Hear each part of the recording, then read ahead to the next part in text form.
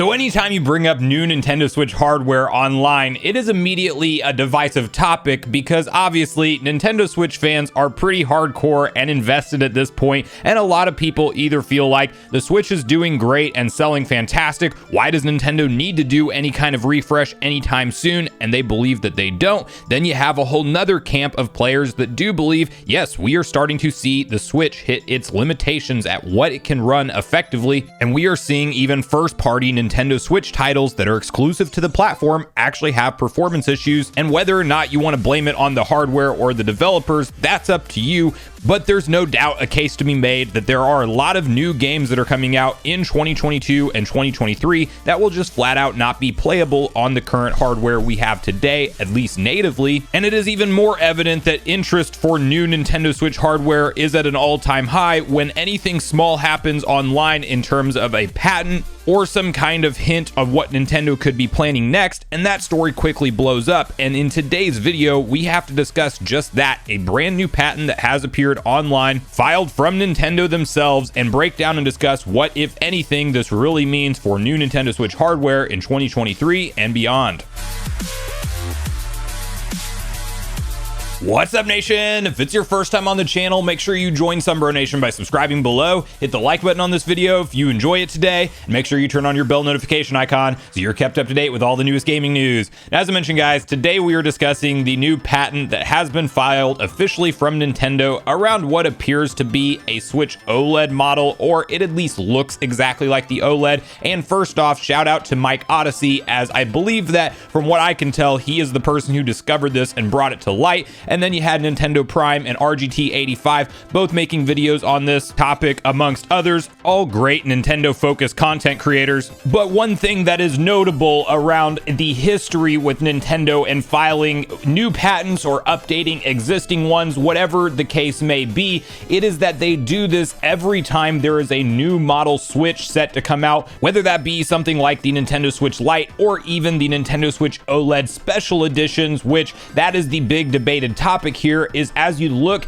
at the patent document itself, it's pretty clear that we are looking at something that resembles almost identically the Nintendo Switch OLED, and I think you can confirm that that's exactly what we're looking at here, so don't think that we're getting some kind of a glimpse of a more beefy Switch. And so that does not mean that this could not be a patent for something that is more powerful, that fits the same form factor of the OLED. In fact, there's all of that talk and debate around the dock that comes with the OLED model that for some reason you can update, which we don't know what that system firmware upgrade is for. We also know it can support things like 4K resolution through its HDMI port, and if you were going to do a more powerful Switch revision, you very well may make it fit the exact same form factor that will work with Switch OLED docks today, and Nintendo may even sell us an option of something like an upgraded Switch without a dock to save on some of the cost, especially if they aim at a more premium enthusiast level price point of something like $450 and $500. And if you've been around on the channel for any length of time, you will know that I personally,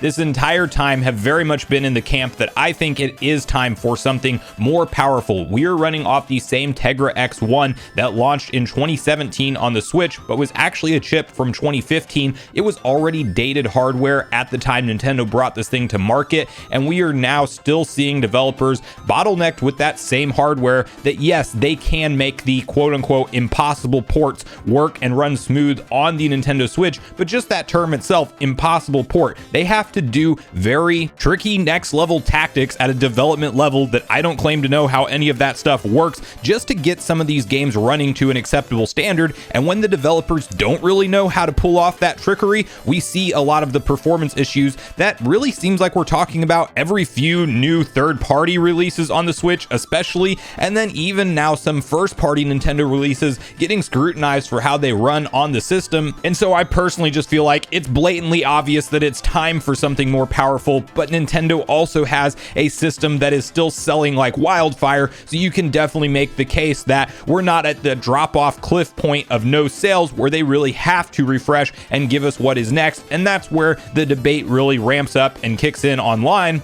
But clearly we are not Nintendo, and we don't know what they will ultimately be planning. But the other side to this coin and this patent, and what I believe is probably the most likely scenario for what this is is the update and documentation that needs to be done if they are planning a Zelda Tears of the Kingdom focused OLED like we've seen with Splatoon and with Pokemon, and even the base model Switch getting a Mario edition and then having Animal Crossing. We've seen Nintendo do a ton of different themes for this current generation of hardware, as they are treating it a little bit more like the DS lineup or DS family of systems, where you have so many different variants of the same console with different skins and overlays. And I'm a fan of that as a collector, but as someone who doesn't have a bunch of extra money to spend, it also hurts me to go out and rebuy. I will literally have to rebuy a second OLED model Switch that I really don't need, but I will have to have it because it is a Zelda Tears of the Kingdom edition OLED. And yes, that will get me to double dip and purchase a second OLED model if that is indeed the case. And the really interesting point of the conversation, I believe at this point in time, is we are now in a one or the other scenario, because it makes all the business sense in the world if Nintendo does have something more powerful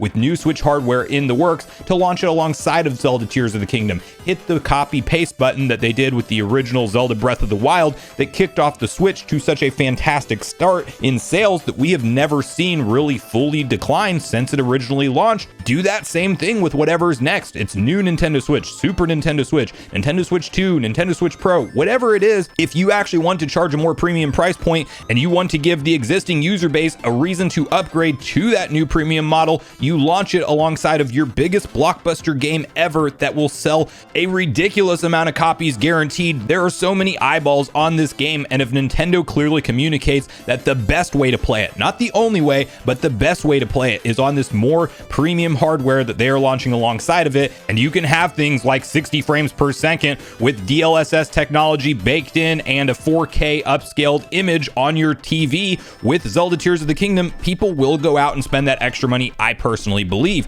However, if that is not the plan and this is indeed a Zelda Tears of the Kingdom OLED edition Switch, I don't think we get both. They're not going to give us a brand new, more powerful version of hardware alongside of a special edition at the same time. If there is something that's more powerful that's going to launch, it will just be that. Similar to how we saw Zelda Breath of the Wild not have any special edition hardware because it launched a new console. They're not going to do a brand new console iteration or even refresh or whatever you want to call it and also have a custom skinned version available for that console. It's either going to be the Zelda Tears of the Kingdom edition OLED or the more powerful Switch, in my opinion. I don't think we get both, but if by some miracle we got a 4K model Switch in addition to it being sold as a Zelda Tears of the Kingdom theme, well, like, clearly that's what I'm going to buy. But with supply constraints and all of the real world issues, still figuring out how to get inventory to demand levels at all areas of the globe, like, I don't think we're going to see that scenario. But I do believe this patent is pointing to some kind of plans for Nintendo in terms of new hardware, something, whether that be Tears of the Kingdom OLED or a more powerful Switch in 2023. Now it is up to us just to wait, sit on the sidelines, and see what Nintendo ultimately has planned for this project next year. But I want to hear from you guys at this point in the video, all your personal thoughts and speculation around this. Do you think that this patent is indeed meaningful at all, and Nintendo is indeed planning some kind of special edition OLED Tears of the Kingdom Switch or more powerful hardware? And which of those do you think it is? Or do you think that this is something that has to be done for some other kind of legal reason that we're not in the loop on, and that it really means nothing at the end of the day? So regardless of your thoughts and feelings on everything we talked about today, I do look forward to hearing from you all in the comments down below before you leave the video, as I do look forward to getting a back and forth conversation started with you all around this topic. Go watch yesterday's video next if you haven't already, which is on screen right now. Also make sure you like, subscribe, turn on your notification bell, and I will see you guys in the next video.